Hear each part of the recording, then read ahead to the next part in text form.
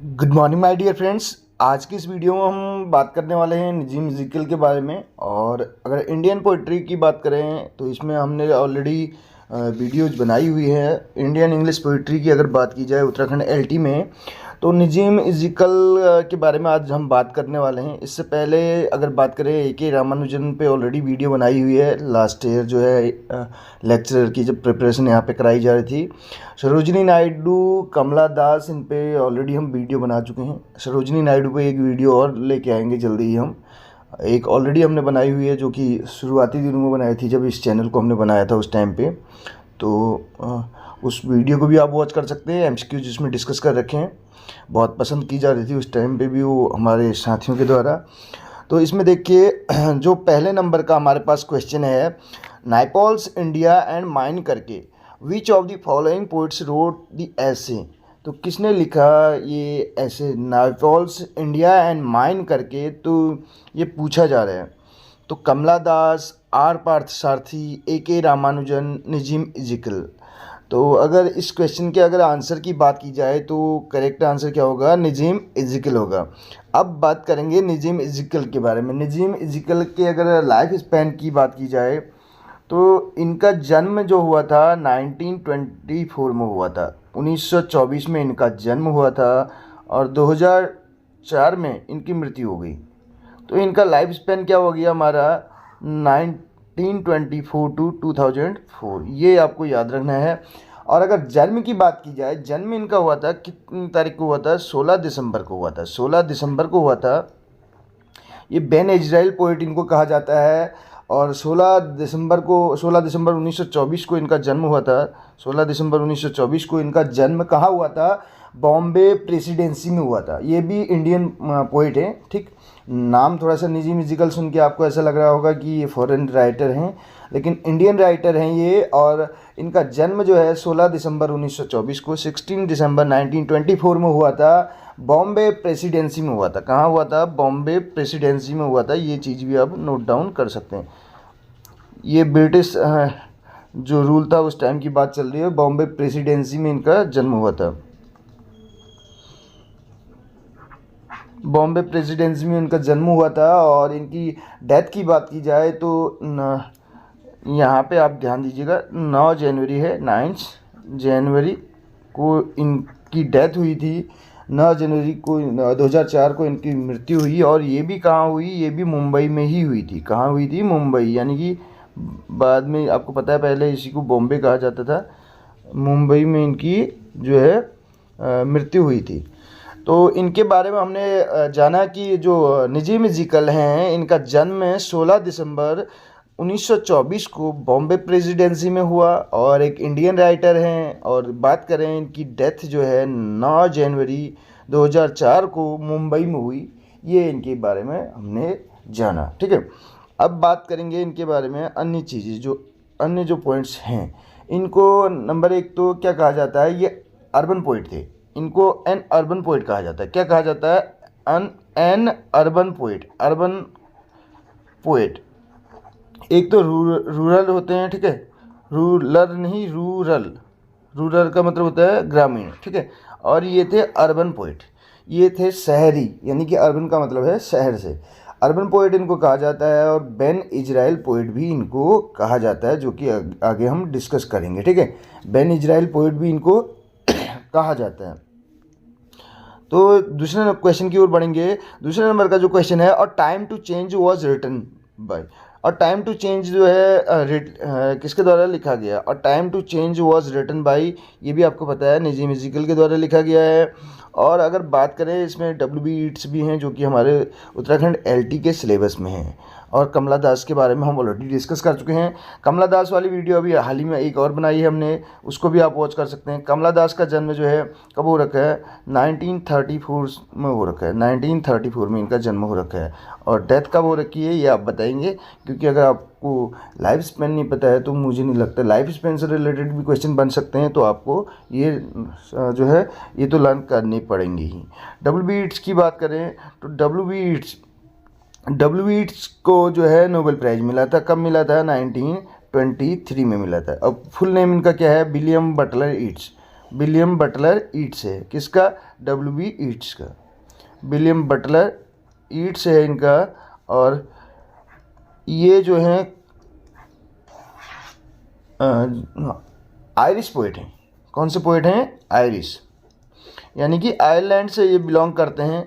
Ireland से belong करते हैं। तो आयरलैंड से बिलोंग करने वाले पोइट की लिस्ट हमने बताई थी इससे पहले भी, जिसमें जॉर्ज बर्नार्ड शॉ भी आते हैं, जिनका हमारे LT वाले सिलेबस में उनका वर्क भी है। मैं एक देख रहा था, आर्म्स एंड द मैन, अगर मैं सही हूँ तो आर्म्स एंड द मैन करके इनका जो है हमारे पास वर्क भी है उत्तराखंड LT में, जो हमको जिसकी प्रिपरेशन भी करनी होगी।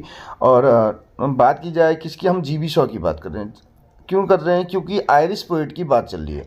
आयरिश पोइट में GB शॉ आते हैं, हमारे पास विलियम बटलर ईट्स आते हैं, और एक और है हमारे पास जो कि सीमस हीनी करके, सीमस हीनी जो मेन है, मैं उनकी बात कर रहा हूँ। अदर भी हैं बहुत सारे, तो ये हैं, ठीक। सीमस हीनी को भी नोबेल प्राइज़ मिला है 1995 में। ये 3 आयरलैंड के पोइट हैं और तीनों को जो है नोबेल प्राइज़ मिला है। GB शॉ को मिला है 1925 में, और विलियम बटलर ईट्स को मिला है 1923 में। सीमस हीनी को मिला है 1995 में। सीमस हीनी क्यों जाने जाते हैं? इन्होंने बीओल्फ जो है बोल सकते हैं ओल्डेस्ट एपिक है, इंग्लिश लिटरेचर का माना जाता है, उसका जो है इंग्लिश ट्रांसलेशन इन्होंने कर रखा है बीओल्फ का। और अगर बात की जाए GB शॉ, तो हमने इनका एक वर्क तो हमें वो करना ही करना है उत्तराखंड LT में, जो हमने बात की अभी, आर्म्स एंड द मैन करके। और नेक्स्ट हमारे पास जो W.B. ईट्स हैं, ये जो हैं दी सेकंड कमिंग के लिए जाने जाते हैं। सेकंड कमिंग करके इनका एक जो है अपने वर्क, इनका जो है वो आपको पता होगा। और इसके साथ साथ ये इनको W.B. ईट्स की बात करें तो विलियम बटलर ईट्स को ही हमने एक पॉइंट और बताया था, इनको स्लीगो पोइट भी कहा जाता है। क्या कहा जाता है? स्लीगो पोइट भी इनको कहा जाता है, ठीक। स्लीगो पोइट इनको कहा जाता है। ये हमने यहाँ पे जो जैसे विलियम बटलर ईट्स की बात आई, तो हमने यहाँ पे आयरलैंड के जो पोइट हैं उनके बारे में भी जाना, ठीक है। अब बात करें कमला दास को जो है किन नामों से जाना जाता है। कमला दास से रिलेटेड जो क्वेश्चन बन सकता है, माधवी कुट्टी, एमी और श्रेया बेगम। इस्लाम अपनाया था इन्होंने 65 की एज में 1999 में। और इनका अगर बात करें NCERT में जो वर्क है हमारे पास क्लास 12th में, अगर बात करें माई मदर एट 66, जिसके बारे में हमने बताया कि वो एक सेंटेंस में है, 16 लाइन की पोम है, और 16 लाइन जो हैं वो पूरा एक सेंटेंस के रूप में है। और बात आती है P लाल करके, तो ये हमारे सिलेबस में भी नहीं है, तो इनके बारे में ज़्यादा जानने की ज़रूरत भी हमें नहीं है।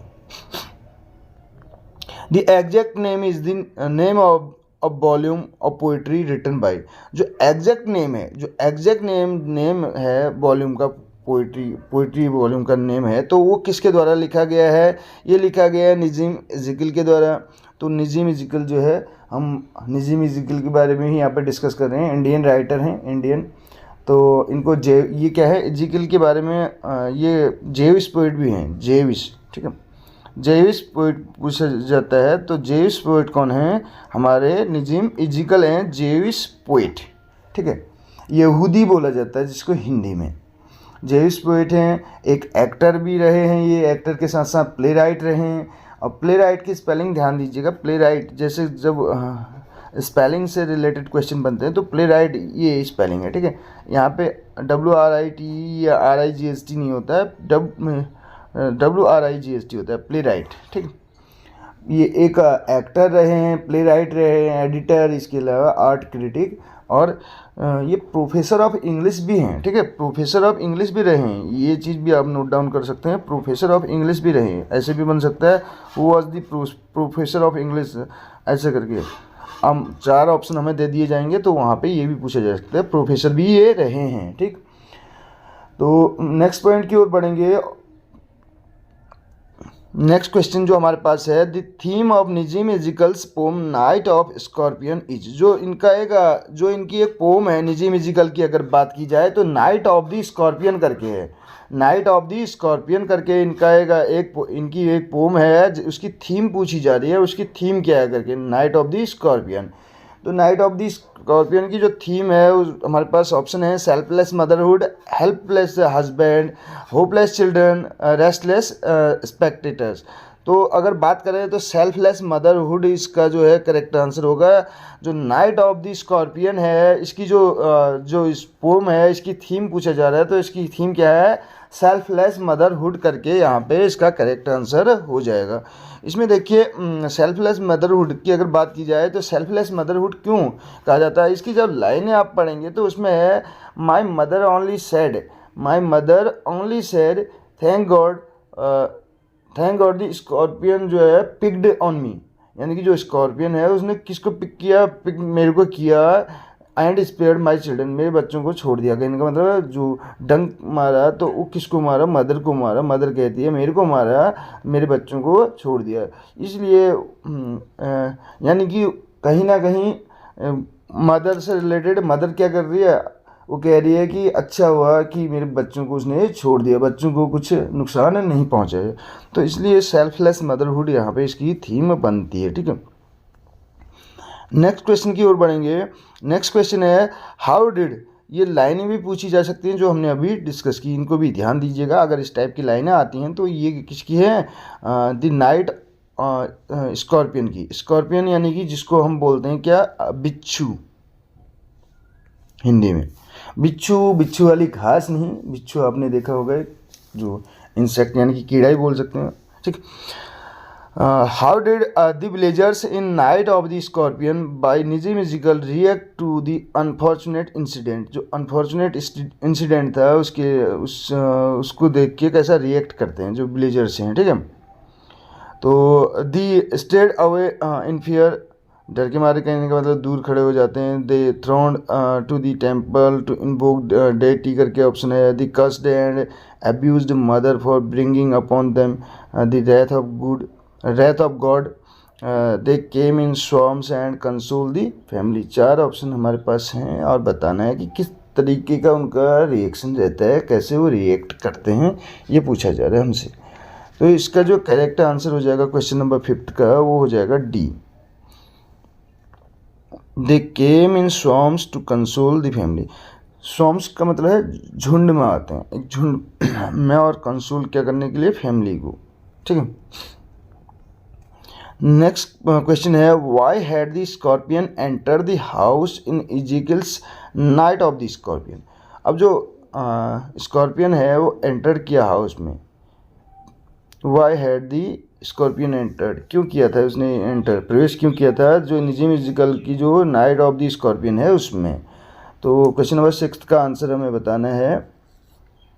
तो इसमें ऑप्शन हमारे पास 4 हैं और हम सीधे करेक्ट आंसर की ओर बढ़ेंगे, क्योंकि इतना अगर क्वेश्चंस को डिस्कस करेंगे ऑप्शंस को तो बहुत टाइम लग जाएगा। इसमें 6 के अगर आंसर की बात की जाए, scorpion enter the house in order to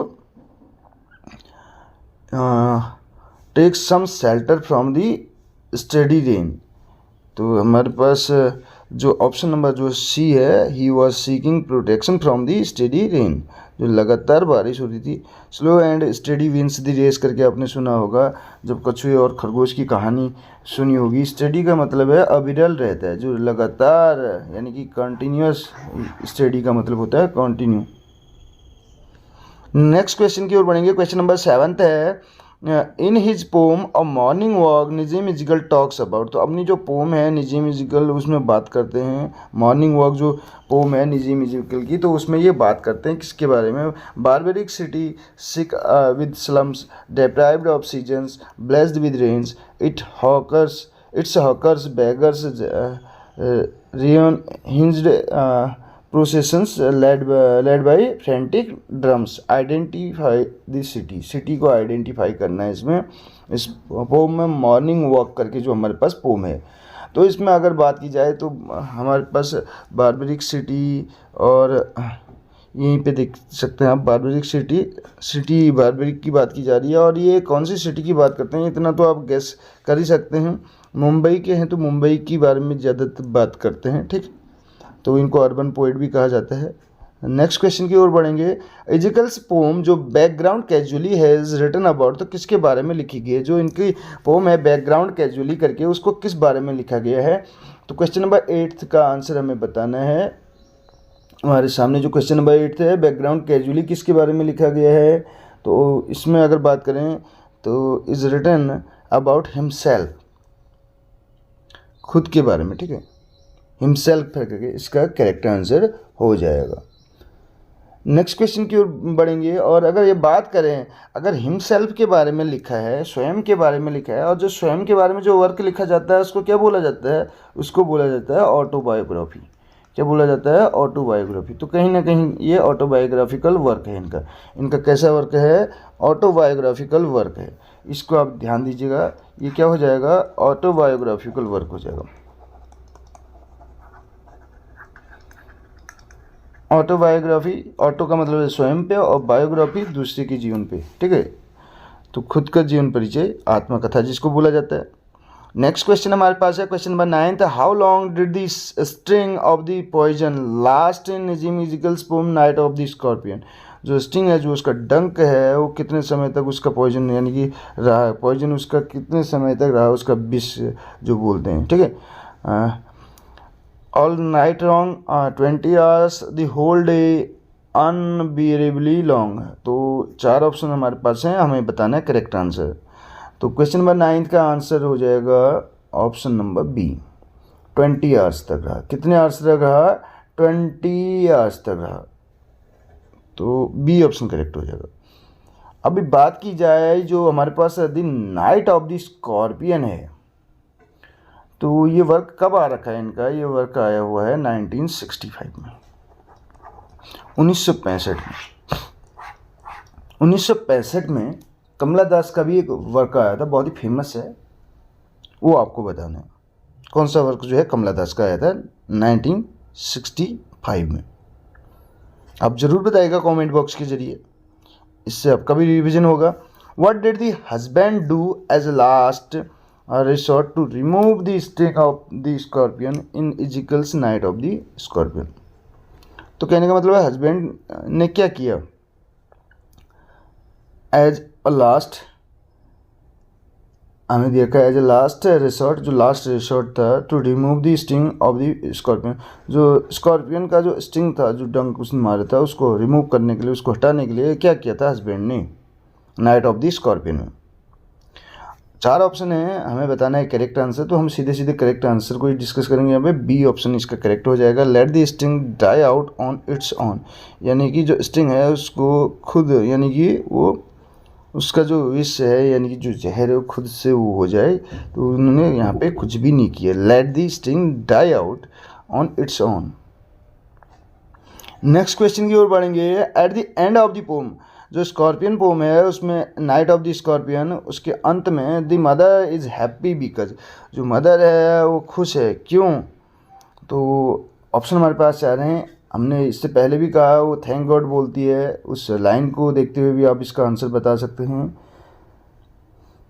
तो ऑप्शन इसमें हो जाएगा खुश इसलिए है the scorpion spared her children, क्योंकि जो स्कॉर्पियन है उसने स्पेयर कर दिया, उसके चिल्ड्रन को छोड़ दिया। कहने का मतलब उसको ही क्या किया, वो कहती है thank God the scorpion picked on me and spared my children. तो इसलिए वो क्या है, हैप्पी है, वो खुश है, उसके बच्चों को नुकसान नहीं पहुंचा है और स्कॉर्पियन ने। Who among the following writer was university professor of English? तो हम ऑलरेडी इस क्वेश्चन को डिस्कस कर चुके हैं। प्रोफेसर ऑफ इंग्लिश अगर पूछा जाए यूनिवर्सिटी में तो ये हमारे निजिम इजिकल साहब हैं। मुल्क राज आनंद पे जल्दी ही वीडियो बनाएंगे, वीडियो बनी हुई है ऑलरेडी, उसको भी आप वॉच कर सकते हैं। इंडियन जितने भी राइटर हैं सब पे बनी हुई हैं, अदर्स पे भी बनी हुई हैं, तो उनको भी आप वॉच कर सकते हैं प्लेलिस्ट पे जाके। Background casually is written by, जो बैकग्राउंड कैजुअली है वो लिखा गया, किसके द्वारा लिखा गया ये, तो बैकग्राउंड कैजुअली हमने बताया ऑटोबायोग्राफिकल वर्क है नजीम इज़िकल का।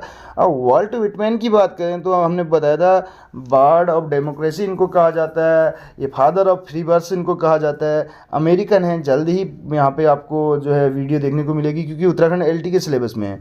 और लीव्स ऑफ द ग्रास इनका पोइट्री कलेक्शन है, लीव्स ऑफ द ग्रास इनका पोइट्री कलेक्शन है। लास्ट वीडियो में भी गलती से हमने वो रॉबर्ट फ्रॉस्ट का बताया था, लेकिन उसी वीडियो में हमने उसको करेक्ट किया था, तो वो ऑटोमेटिकली जब हम बात कर रहे थे उस टाइम ध्यान नहीं रहा, तो हमने कह दिया था भाई बाद में उसकी अगर 2-3 मिनट बाद आप देखेंगे तो उसमें ही हमने उसको करेक्ट करा रखा।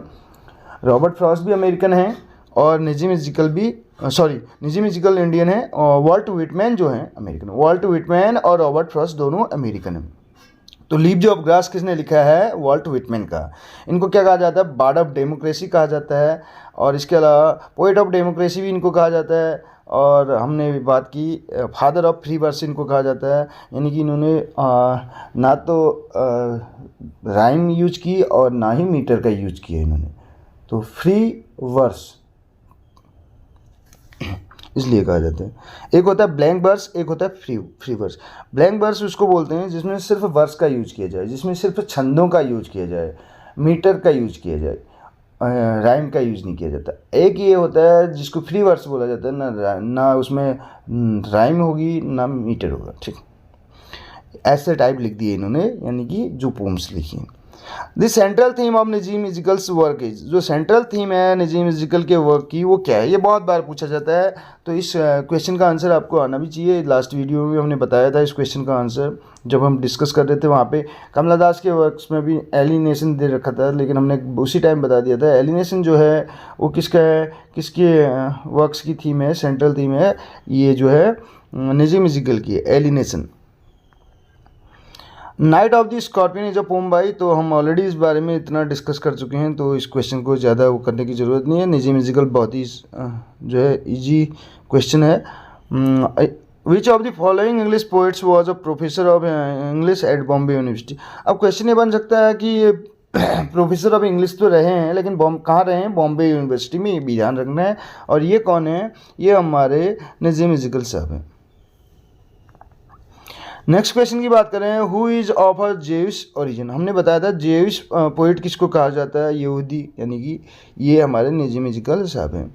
आर के नारायण का द गाइड करके भी हमारे सिलेबस में, तो हम डिस्कस करेंगे। आर के नारायण पे भी वीडियो बनी हुई है, देख सकते हैं आप। इसमें नेक्स्ट क्वेश्चन हमारे पास, हु रोड दीज लाइन्स, ये लाइन किसने लिखी। I can not leave this island, मैं इस आइलैंड को नहीं छोड़ता। I was born here and belong, और मैं मेरा जन्म भी यहाँ हुआ है और मैं यहीं से बिलोंग करता हूँ।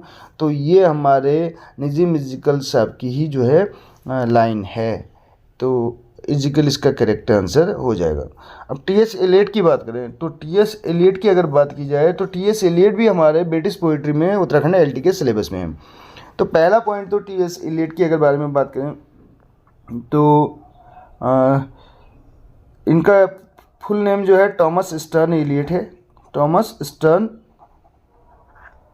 एलियट दी वेस्टलैंड के लिए जाने जाते हैं, वेस्टलैंड, दी वेस्टलैंड करके, ठीक है, दी वेस्टलैंड के लिए जाने जाते हैं। और 1922 में ये आया हुआ है, जिसमें 5 सेक्शंस हैं। और टी.एस. एलियट को जो है नोबेल प्राइज़ कब मिला है, इनको मिला है 1948 में। इनके बारे में बाद में डिस्कस करेंगे। इनके दी वेस्टलैंड के 5 सेक्शन की अगर बात की जाए तो हमने एक शॉर्ट ट्रिक बताई थी, BGFDW करके, BGFDW, burial of the death, game of a chess, fire sermon, death by water, what the thunder said करके, ये 5 सेक्शंस हैं इसके। तो जल्दी ही वीडियो बनेगी, ऑलरेडी बनी हुई है, उसको भी आप वॉच कर सकते हैं। तो आई कैन नॉट दिस आइलैंड करके ये जो है ये लाइन किसकी हैं, ये नजीम इज़िकल की हैं। इनका एक कोटेशन और है जो बहुत ही फेमस है, ये कहते हैं my job is such, my job is such, मेरी जॉब ऐसी है, ठीक है, my job is such, no one gives me bribe करके, no one gives me bribe, यानी कि ये बोलते हैं no one is giving me bribe, बोलते हैं no one is giving me bribe. Bribe का मतलब क्या होता है? रिश्वत। मेरी जॉब ऐसी है, मेरे को कोई भी क्या नहीं देता है, कहते हैं ये मुझे कोई भी जो है ब्राइब नहीं देता है। मेरी जॉब ऐसी है और मुझे कोई भी जो है उसमें ब्राइब नहीं देता। ब्राइब का मतलब होता है रिश्वत, यानी कि मेरे को कोई भी घूस नहीं देता, कहने का मतलब है। ये इन्होंने रेलवे क्लर्क में कह रखे हैं। कहाँ पे कही हुए हैं? रेलवे क्लर्क करके इनकी क्रिएशन है, एक पोम है, रेलवे क्लर्क। ठीक है, तो ये कोटेशन भी आप ध्यान रख सकते हैं। My job is such, no one is giving me bribe. कितनी अच्छी जो है इन्होंने लाइन कही हुई है। ठीक, और आगे अगर बात करें, नेक्स्ट क्वेश्चन की ओर बढ़ें, तो नेक्स्ट क्वेश्चन है Nissim Ezekiel belong to the community. तो कौन सी कम्युनिटी से बिलोंग करते हैं? हम ऑलरेडी बता रखे हैं, जेविस कम्युनिटी से ही बिलोंग करते हैं। ठीक, तो next, Nissim Ezekiel is born is a born. Nissim Ezekiel जो है उनका जन्म हुआ, तो कहाँ हो रखा है इनका जन्म? तो 4 ऑप्शन हमारे पास हैं, हमें बताना है क्वेश्चन का करेक्ट आंसर। तो इनका जन्म कहाँ हो रखा है ये बताना है। तो अगर बात की जाए, इनका जन्म हमने बताया कब हुआ था। इस क्वेश्चन को फिर से हम रिपीट कर दे रहे हैं। इनका जन्म हुआ था 16 दिसंबर 1924 को। 16 दिसंबर 1924 को इनका जन्म हुआ। बॉम्बे प्रेसिडेंसी में इनका जन्म हुआ, और इनकी डेथ हमने बताया था 2004 में इनकी डेथ हुई थी। 2004 यानी कि 9 जनवरी 2004 में इनकी डेथ हुई थी, वो भी मुंबई में हुई थी। तो इसमें हमारे पास ऑप्शन जो है ज्यू करके है, तो वॉज इज़ अ बोर्न ज्यू। तो किस रूप में ये बोर्न हुए थे? ज्यू यानी कि यहूदी। तो डी ऑप्शन इसका करेक्ट हो जाएगा। Who is the author of the pome enterprises. Enterprise जो पोम है, तो उसके जो पोइट हैं वो कौन है? ऑथर लिखा है यहाँ पे, पोइट कौन है? तो इजिकल हैं। ऑप्शन नंबर बी करेक्ट होगा। In which of his poem did Nissim Ezekiel talk about love and sex. Love and sex की बात ये जो है in which of his poem, अपने कौन से कविता में ये जो है लव एंड सेक्स की बात करते। तो 4 हमारे पास हैं, ये 4 की 4 इनकी पोम हैं। तो कौन से पोम में ये बात करते हैं? क्वेश्चन नंबर 22 हमारे सामने है, और इसका करेक्ट आंसर हमें बताना है। तो 60 poems and the third, 60 poem and the third यानी कि आर इज बोल सकते हैं second and third volume of poetry हैं। ये कौन से उसकी हैं? Second and third volume of poetry हैं, जो मेनली किससे रिलेटेड हैं? सेक्स से रिलेटेड हैं। तो इसमें 60 पोम जो है करेक्ट आंसर हो जाएगा। अब लव एंड सेक्स की ये बात करते हैं, तो इसी पे एक कोटेशन बनता है। एक जो है इनके ऊपर एक लाइन कही गई है, अ poet of the body. A poet of the body इनको कह रखा है, पोइट ऑफ द बॉडी। तो किसने कहा हुआ? पोइट ऑफ द बॉडी इनको कहा गया है। किसने कह रखा है ये पोइट ऑफ द बॉडी इनके बारे में? तो लिंडा हैस करके है। लिंडा हैस करके हैं, उन्होंने कहा है, क्योंकि ये लव एंड सेक्स की बात करते हैं, तो इसीलिए इनको जो है लिंडा हैस ने a poet of the body कहा है। नेक्स्ट क्वेश्चन की ओर बढ़ेंगे। अगला क्वेश्चन जो हमारे पास है क्वेश्चन नंबर 23, तो लॉन्ग क्वेश्चन है, देख सकते हैं। His poetry comes out of his reactions to his environment. He juxtaposes old and new by selling peasants' superstition against modern skepticism. This is a comment on Ezekiel and one of his particular poem. Which one is it? तो बात करें जो reactions हैं इसके, इनके जो हैं environment और जक्स्टापोजेस यानी कि old and new by selling pageants, तो इसके बारे में जो इनकी पोम है यानी कि पोइट्री है, इसके बारे में बात किया जा रहा है। तो ये कमेंट किसने किया था इजिकल पे? तो मामा जी the untouchable, which one is it? तो पर्टिकुलर पोएम में जो है कमेंट किया गया है, कौन सी है कहने का मतलब है? The hill of Devi, night of the scorpion. 4 हमारे पास ऑप्शन है और करेक्ट आंसर बताना है क्वेश्चन नंबर 23 का। तो इस क्वेश्चन का करेक्ट आंसर हो जाएगा द हिल ऑफ देवी करके हमने ऑलरेडी इसको भी पहले डिस्कस किया हुआ है। अब ये मुझे भी नहीं पता कौन सी वीडियो में कर रखा है, तो आपको थोड़ा बहुत सर्च तो करना पड़ेगा इसके लिए। Who is bitten by the scorpion in in है, ये इड नहीं है, इन है होगा ये, ठीक है। इतना आप भी वो कर सकते हैं। In the night of the scorpion में जो है किसको बाइटन किया गया, यानी कि किसको जो है डंक किया गया, तो मदर करके हैं। ऑप्शन नंबर सी इसका करेक्ट हो जाएगा 24 का। नेक्स्ट क्वेश्चन की ओर बढ़ेंगे। नेक्स्ट क्वेश्चन हमारे पास है क्वेश्चन नंबर 25 आप देख सकते हैं। Nissim Ezekiel's poem background casually reflects, तो किस चीज़ को रिफ्लेक्ट करती है बैकग्राउंड कैजुअली, तो ये बताना है हमें क्वेश्चन नंबर 25 में। तो हिज लव फॉर रिलीजन, यानी कि ऑप्शन नंबर सी हमारा करेक्ट हो जाएगा, हिज लव फॉर रिलीजन। तो ऑटोबायोग्राफिकल है, हम ऑलरेडी इसको डिस्कस कर चुके हैं। What was the origin of the race of Nissim Ezekiel, तो ओरिजिन क्या था ये पूछा जा रहा है निजी म्यूजिकल की रेस का। तो बेन इजराइल हैं, हमने बताया था ये पॉइंट भी आपको स्टार्टिंग में इस वीडियो के। तो बेन इजराइल हैं, ए ऑप्शन करेक्ट हो जाएगा। नेक्स्ट क्वेश्चन है which of the following is a work of Ezekiel, तो कौन सा जो है निजी म्यूजिकल का वर्क है ये पूछा जा रहा है। Time to change, rough passage, summer, none of the above. तो टाइम टू चेंज तो इनका वर्क है, ये आपको भी पता होगा। टाइम टू चेंज जो है ये लिखा गया है कब, 1952 में लिखा गया है, और टाइम टू चेंज करके इनका वर्क है कब लिखा गया है, 1952 में लिखा गया है। 1952 से रिलेटेड हमने रविन्द्रनाथ टैगोर वाली वीडियो में कुछ बताया था। आप बताएंगे कि क्या बताया था, कौन से विद्यालय को जो है, कौन से विद्यालय को केंद्रीय विश्वविद्यालय का दर्जा मिला, ये हमने बताया था। The theme of इजिकल्स poetry, theme जो है इजिकल की पोइट्री की वो क्या है, तो रूरल लाइफ है, लाइफ इन द सिटी है, नेचर है, मिस्टिसिज्म है। 4 ऑप्शन हैं और हमने बताया था ये कौन से पोइट हैं और क्या कहा जाता है इनको कहा जाता है अर्बन पोइट कहा जाता है। तो सिटी की बात करते हैं, लाइफ इन द सिटी, शहर की बात करते हैं, क्योंकि मुंबई में रहते हैं, ठीक है, बॉम्बे में रहते थे, हैं नहीं थे, क्योंकि 2004 में इनकी डेथ हो गई है। Choose the correct answer out of the given options, हमें करेक्ट आंसर चूज करना है। इन विच पोम डज निजी musical depict the moving pictures of the suffering of a mother, तो मदर की जो है सफरिंग, पीड़ा को व्यक्त करते हैं, कौन सी पोम में करते हैं, क्वेश्चन नंबर 29। और सीधी सी बात करें, मदर की बात चल रही है, सेल्फलेस मदर की बात चल रही है, तो नाइट ऑफ द स्कॉर्पियन है, नाइट ऑफ द स्कॉर्पियन। और इसके अलावा बात की जाए, जो नाइट ऑफ द स्कॉर्पियन ये पब्लिश हुई थी, publish in the exact name में पब्लिश हुई थी, कौन से उसमें पब्लिश हुई थी, एग्जैक्ट नेम 1965।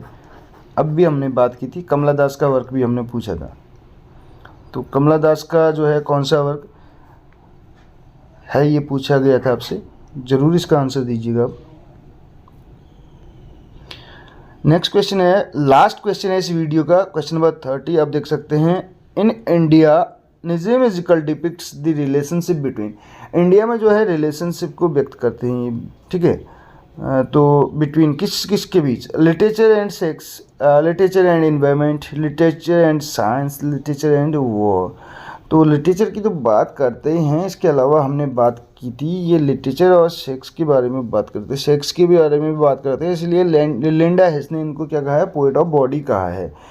तो ये कुछ हमने मेन पॉइंट यहाँ पे डिस्कस किए, इसके अलावा कुछ और पॉइंट हम यहाँ पे डिस्कस कर लेते हैं। The best poet waits for words, ये कहते हैं इन्होंने, इनका एक पोम है निजी म्यूजिकल्स का, poet love and bird watcher करके है ऐसा, ठीक है, poet love and bird watcher, bird watcher करके, ठीक है, कुछ इस टाइप से इनका एक इनकी पोम है। तो उसमें इन्होंने एक लाइन कही है, जो बेस्ट पोइट हैं वो क्या करते हैं, वेट्स फॉर द वर्ड्स, किसका वेट करते हैं, कोटेशन है, the best poet, the best poets, the best poets waits for words, waits for words, waits for words, किसका वेट करते हैं, वर्ड्स का, शब्दों का। जो बेस्ट पोइट हैं वो किनका यूज करते हैं, शब्दों का यूज करते हैं, यानी कि शब्दों का वेट करते हैं, इंतजार करते हैं, ये इन्होंने कहा हुआ।